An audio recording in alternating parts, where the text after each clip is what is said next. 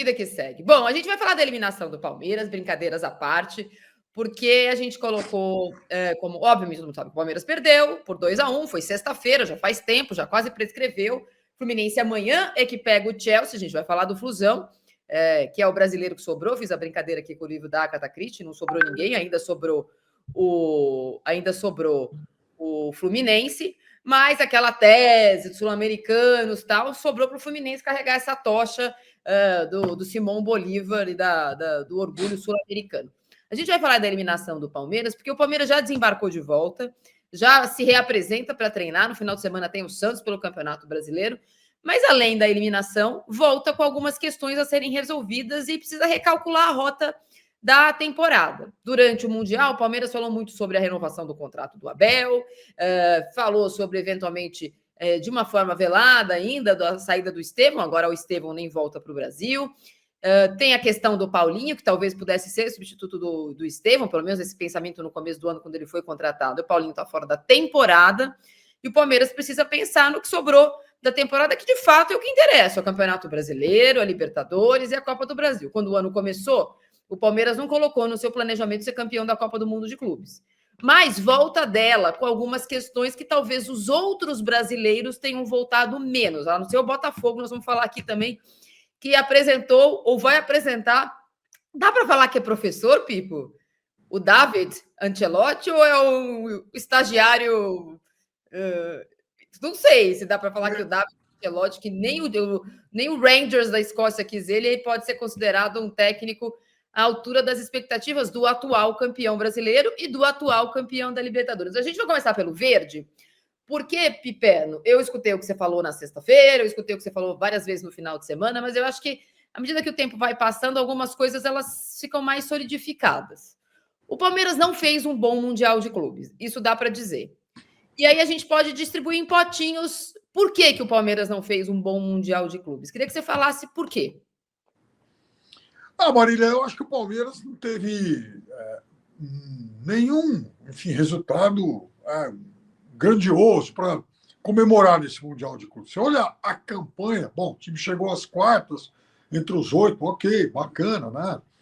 E chegou numa posição em que, né, outros 24 clubes gostariam de ter alcançado também. Então, ganhou muito dinheiro, né? Brilhante, bacana e tal, mas vamos lá, o jogo a jogo, né? Jogo a jogo, o Palmeiras começou empatando com o Porto. Naquele dia eu disse que era um empate com sabor de derrota, porque, embora muita gente antes dissesse, não, vai ser um jogo contra o europeu, eu falei, gente, esse europeu é muito inferior ao Palmeiras. O Palmeiras tem que passar o carro. Jogou melhor e não ganhou.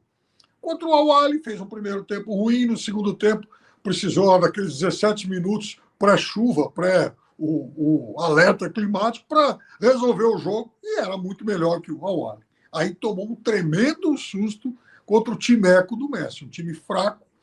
O Palmeiras que entrou dormindo, contemplando aquelas duas grandes estrelas, Messi, Suárez e tal. Não, jogou bem, tomou 2 gols, aí correu atrás, empatou, até quase ganhou, mas enfim.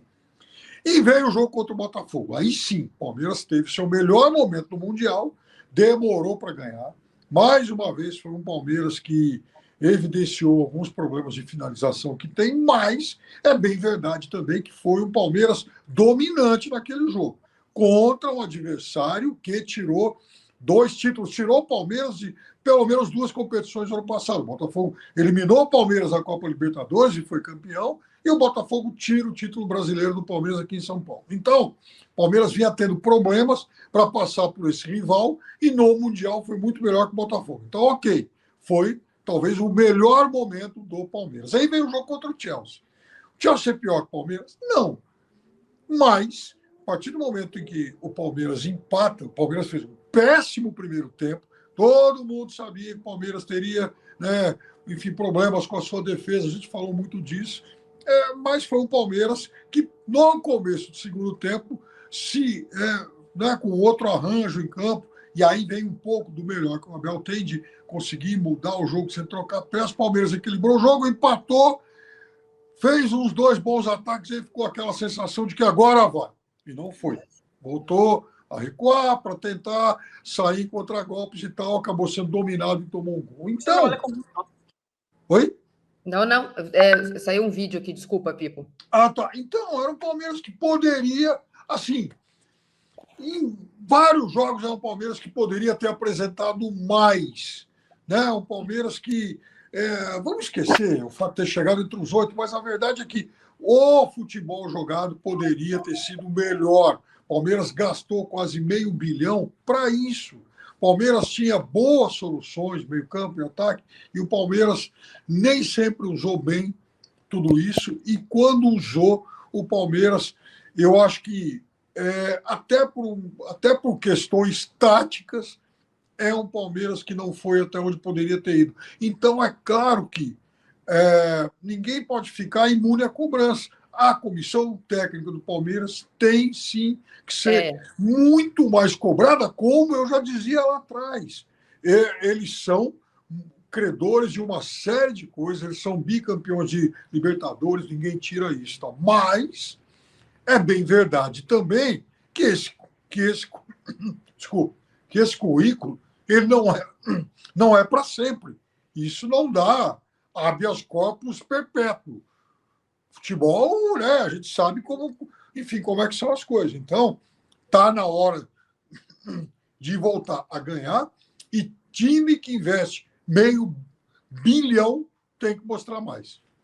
Pipo, o Lelo Amaral pergunta uma coisa com a qual eu concordo. Vocês não acham que o Abel errou a não começar com o Aníbal Moreno para fortalecer a marcação por conta dos desfalques? Eu falei isso antes de eu começar, não é engenheiro de obra pronta e poderia não ter dado certo, mas acho que quando sai a escalação do Palmeiras, o time é faceiraço, justamente com uma defesa nova. Né? Então, os dois jogadores de meio de campo dele que marcam alguma coisa eram o Emi Martinez e o Richard Rios, que é também o principal articulador do Palmeiras. Então, se ele fica na marcação, ele não ajuda na frente. Ele não consegue fazer as duas coisas, porque ele só é um jogador. E acho realmente que ele pensou numa coisa meio assistindo ao jogo do Flamengo, em que os dois jogadores de lado poderiam ser a saída do Palmeiras para ser muito superior ao Chelsea. Acho também, Pipo, vou deixar você responder sobre a escalação do Abel. Eu fiz uma enquete agora. De quem é a culpa da eliminação do Palmeiras? Da eliminação do Palmeiras neste jogo, não na temporada, não do campeonato todo. Então, foi o Everton, a falha do Everton? Foi a escalação do Abel? Ou não? O Chelsea era melhor de qualquer forma, como a gente falou, por exemplo, em relação ao Bayern de Munique. O Bayern de Munique melhor que o Flamengo. Pipo, eu acho que a coletiva dele, que tinha sido até então, acabou a água, né? Depois que perdeu para o Chelsea, a água americana acabou, o efeito da água, o efeito Cinderela acabou. Porque achei muito ruim na coletiva de imprensa ele culpar o Facundo. Não acho que a culpa foi do Facundo. Sabe como é aquela coisa, né, de que às vezes a culpa é do mordomo. O Facundo não podia estar lá. Onde que era para o Facundo estar, Pipena? A culpa foi do Facundo no primeiro tempo? Então, eu acho que, sabe, individualizar essa culpa e principalmente atribuí-la a um jogador de ataque, eu acho até que o Facundo nem deveria ter sido escalado. Eu previa a escalação dele, até por conhecer o Abel e tal, mas eu acho que ele não deveria ter sido escalado.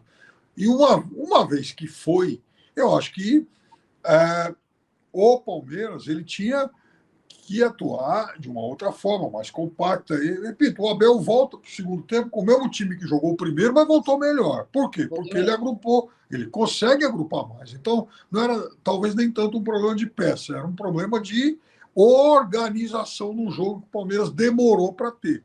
De qualquer forma, mesmo assim, o Palmeiras se recuperou, o Palmeiras empata o jogo. E aí eu acho que ele... 7 minutos, né? Rapidinho ele empata. Foi, era outro jogo, opa, então zeramos a conta, temos todo um segundo tempo pela frente e tal. Depois até criou duas boas situações e tal. Mas não acho que tenha sido do Facundo deve ser mais ou menos o 15º culpado da lista, quer dizer, tem muito mais gente que errou antes dele, inclusive o próprio técnico. Veja, comissão técnica aqui no Brasil dificilmente vai para uma coletiva e fala, bom, hoje perdeu porque eu errei. E eles erram, né? Eles erram.